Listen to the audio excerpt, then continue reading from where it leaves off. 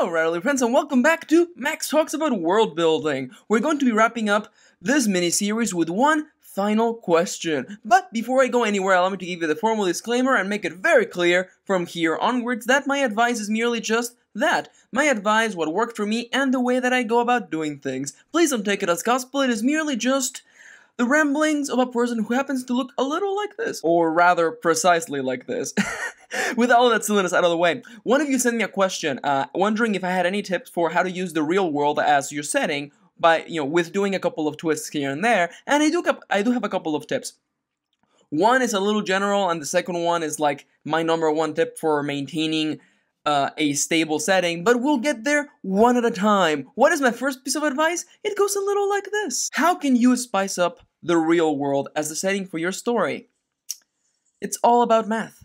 Seriously, you can just subtract things and add things from the real world. You put things in and take things out and see how they affect the world that your characters live in. I know this may seem like it's incredibly general and obvious, but that's what makes it so timeless. It's really like, it's the same piece of advice that people have been using for centuries. If you want to create a different setting that still echoes with the feeling of our world, simply take away things from the real world or put things into the real world and see what consequences they have for the world itself and your characters. Again, the premise is that you're taking the real world that we live in, or a real version of the world at some point in history, and you're modifying it, adding something or taking something away, or doing actually both at the same time in order to create a more interesting setting. Oh, now, before I go anywhere, some of you may be already thinking, well, Max, aren't we just like threading on like alternate history and other genres? And personally, to be entirely honest, I try not to worry too much about it. My sentiment and my advice has always been,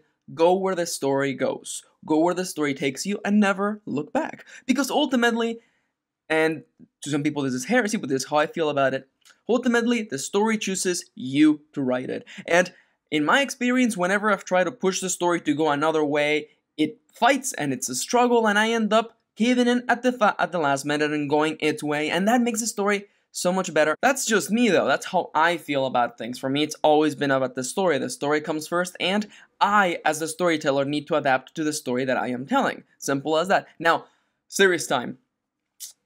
Over my many years of running a writing advice blog, and also my history with attending creative writing courses in college, I have stumbled upon a lot of people who seem to have this fear of writing something that is not the real world.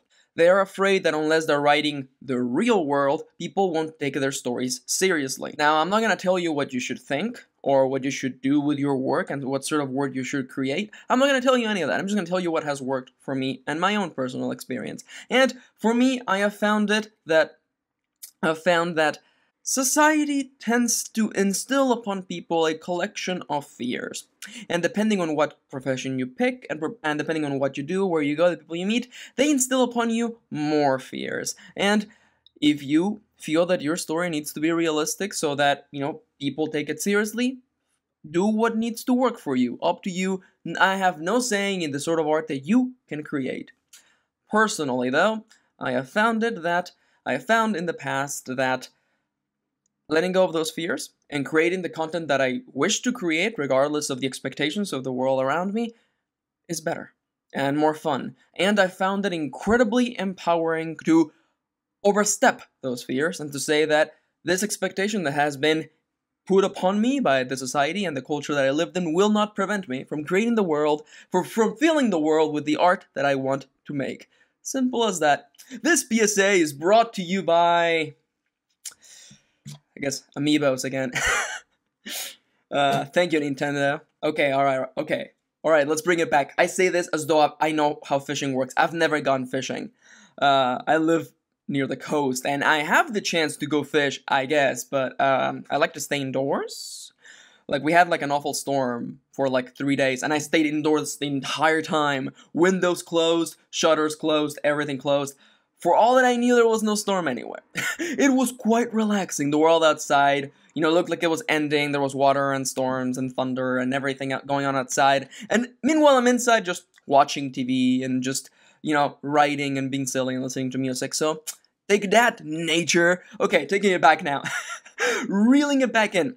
As I was saying, if you want to take the real world and modify it, It ultimately boils down to that. Taking elements out of the story and putting some in. Ultimately, if you want to stick to the idea of the real world, I like to be able to I like to be able to squint my eyes and still see the real world that we live in. You can make changes that seem huge to a real world setting, but still make it authentic to the period that you're trying to evoke. Such as, let's consider the world we live in right now, 2015 as of the recording of this video. And imagine the police of New York substituting their manpower with machines. Machines patrolling the streets, which may or may not be a little bit more or equal to their brutality as cops. You can consider, wow, this is basically science fiction, but if you squint your eyes, the problem seems to be pretty much the same. Now, with a less politically inclined sort of argument, let's consider one of my favorite twists on history. For those of you who are familiar with American history, I know that half of my audience is actually from overseas, so hello people from not the US. Consider the 1920s during the Prohibition era, which, by the way, for those of you unfamiliar with American history, it is a period in American history in which it was illegal to sell or make alcohol, basically. And I have this fun alternative setting in which we take the mafia and we substitute it with wizards. And the reason why the amendment had to go in and to outlaw alcohol was because the wizards were making mind slaves out of a solution that looked like alcohol. Similar idea, squint your eyes a little bit. You know, maybe the mafia is not all wearing suits, maybe some are wearing robes, but the general idea is the same. You've got speakeasies, you've got, you know, people. Oh, by the way, speakeasy is a location that sells alcohol, even though they're not supposed to sell alcohol. I can't assume everyone is American. I'm not American, so what do I know? Now, as a little extra note before we move on to the second tip, remember that regardless of whatever changes you make to the setting, consider how it affects the world and the characters, because it should have consequences. That's the best way to stay away from changes that feel superfluous, you know, that it feels as though it doesn't actually make a difference. Consider the consequences, because everything carries consequences. Without messing about with the people who believe in set timelines, just consider the fact that we are in the point of time that we are right now, and the point, you know, in the social stability and the cultural stance that we take right now is because of the history that happened before it, you know, and as you would say in an ecosystem, if you move one of the pieces, the rest of the Jenga tower comes tumbling down. Oh, that would have been such a great finisher. With that botched line out of the way, let's tackle the second tip that I have for you, which is an absolute max thing, okay? I don't think that most people care about this. I really do care about this. It's one of those things that can make or break a story for me, because you don't want your, you know, nothing throws me out of the story, and I'm just gonna come in and say it. Nothing throws me out of the story like a character questioning the world they live in. Seriously, nothing throws me out of a story when a character makes a question or a statement that makes sense for the audience, but it makes no sense for the people living in that world. Now, if you're looking for an example, consider The Walking Dead, which I have been playing on my channel, and imagine if a character in the world of The Walking Dead, you know, basically just turned around and said, hey, have you ever considered that it's kind of weird how there's only human zombies and there's not, like, dog zombies, or bird zombies, or fish zombies, or cow zombies? Now, to you, the audience, you may think, oh yeah, that's kind of weird actually, but it makes no sense for someone who lives in this world where zombies are not a thing, and they don't have the whole zombie culture that we have, to ask that question. It makes no sense for that character to ask that question, because in their world, zombies are a human thing. Only humans become zombies. It makes no sense to look at a dog and say, well, why doesn't this dog become a zombie? Because zombies are human. It makes no sense for the world they live in. And little things like that really throw me out of the story, because it's kind of like reminding me and breaking my immersion and reminding me that I'm reading a book, or I'm playing a game, or I'm watching a movie, and I'm not actually invested and inside of this world that you're showing me. Okay, slow down. Disclaimer, right now. There's like 3 of you screaming at me, and I'll answer the question right now.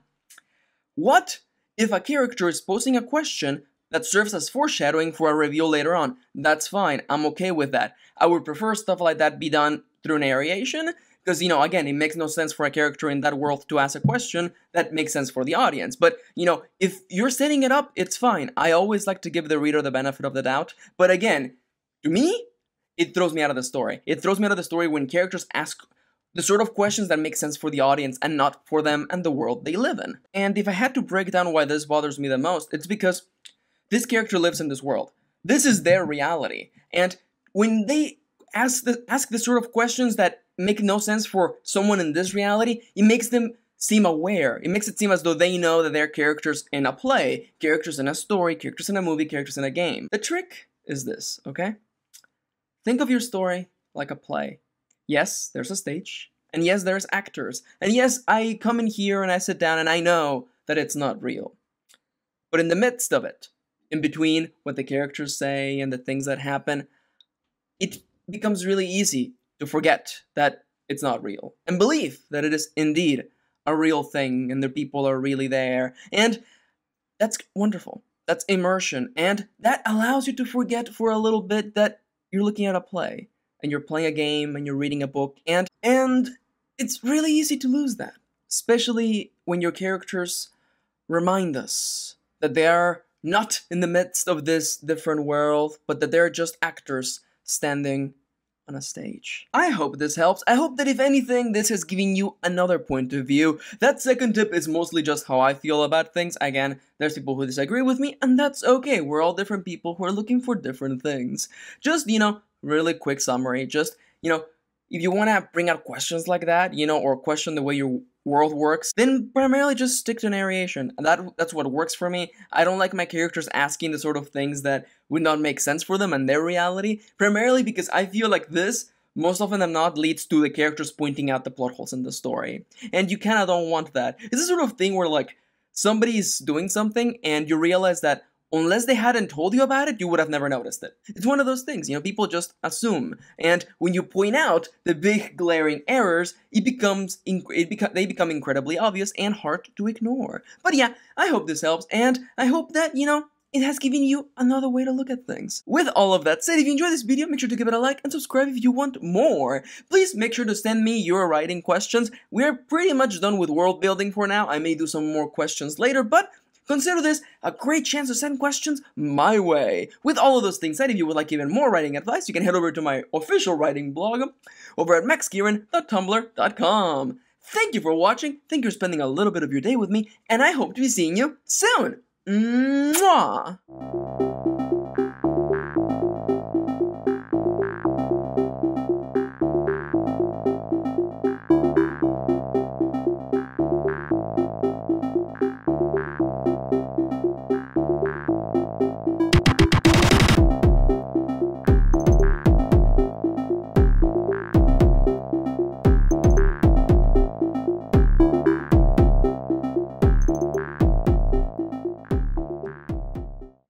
I would like to openly state that Nintendo and Amiibos did not actually sponsor this video. They can't afford it.